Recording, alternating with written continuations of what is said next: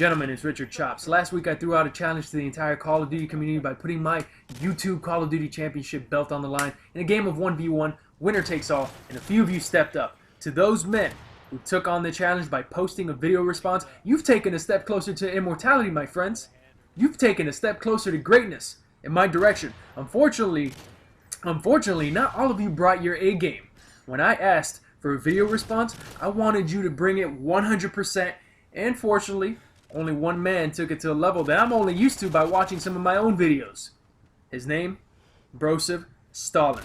His video response was bar none the best video response to my challenge, and this is where we are today, gentlemen. He fired some shots, I fired back, he fired some more shots, and now we're pooping on each other in this match for the only thing that matters on this site, the YouTube Call of Duty Championship. Before I go on any further about my match with Broseph, let me let you gentlemen in on a little history about this title. The YouTube Call of Duty Championship dates back, all the way back, to 2011 when Hutchinson and Machinima, they were looking for the greatest commentator slash player as its inaugural champion. One day, out of the blue, I received a phone call directly from the Banana Man himself, and he told me what you gentlemen already know. They needed a champion to represent their title, to be a leader for this broken community, and they needed someone of such esteemed professionalism that there was no other choice. There was no other clear choice but Richard Chops. The rest is history, gentlemen. And so, as a champion, I wasn't just going to sit around on my laurels and not defend my title, because what's the point of being a champion if you don't prove you're the best? Back to the match itself. Let me tell you, gentlemen, we went to battle. Okay, we went to war. We took the fight to each other. We bludgeoned each other beyond recognition, and when the dust settled, only one man remained. But I'll leave you to find out who that was. Just watch the rest of the video, okay? And me being the champion, I decided to comport myself as a true champion would. I decided to play by the rules. I decided to play fairly and use only the most balanced setup I can think of. T95 with rapid fire and a skillful heartbeat sensor. So, I could find him quicker and lay his ass to rest. I'll leave it there. The rest you can see.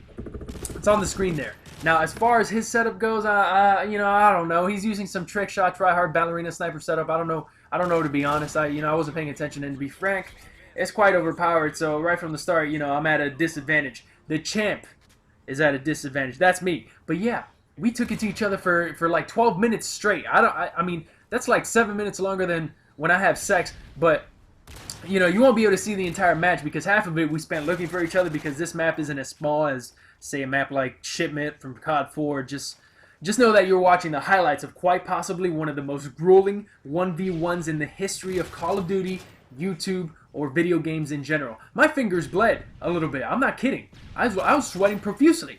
I almost ruined my suit. Let me let you gentlemen in on a little secret. After the match, Broseph, he confided in me that he did, in fact, shit himself a little bit knowing he was in a race to 20 kills for the title, and I honestly, I don't blame him. I don't blame him. I've been there before. I know what it's like to stand in front of the best and challenge him for his spot to take his throne. I know. Let me tell you a story of what it means to be a champion, gentlemen. When I was a young boy growing up on the mean streets of Hialeah, Florida, I used to read a lot. I read anything I could get my hands on. It got to the point where I fell in love with words, so much so that I became an expert at spelling them. Eventually, my teachers saw this in my work, and they decided that I should probably go out for, the yearly spelling bees. And year after year, I won every single one I competed in because I spent hours upon hours learning and memorizing the configuration of letters that made up the words I was practicing. That right there, gentlemen, that is championship material. Putting in the work you need to in order to achieve success. And I'll tell you what, gentlemen, YouTube championships, they aren't just handed to you. You can't just walk into a Toys R Us and pick up one for $10. Or if they're out of championship belts, you can't just beat up a 7-year-old waiting in line with one to take it from him. Okay? No, that's not how it works. That's not how it gets done. You got to put in your time and sacrifice. And sure enough, that's what I did. And that's how Scenanners and Hutch and Machinima came to recognize me as the man who stands before you today. And if Machinima said so, then it must be true. Anyway, Broseph and I, as you can see here, we didn't hold anything back. He even tried to kill me a few times with a throwing knife like a cheeky bastard, but I wasn't having it. Knives can't kill me. You gotta use bullets or C4. Bottom line, when you come at the king, you best not miss. When you step to the champion, you better bring your A game. And sure enough, Broseph did, and I'm proud to say that no matter how much better I am than him, he took me to the limit. I'm proud to say that this was quite possibly the greatest 1v1 in the history of video games, next to Wings versus Syndicate. Anyway, enjoy the rest of this battle, and go check out Broseph's channel. The link's going to be in the description. Trust me, gentlemen, I'm a professional.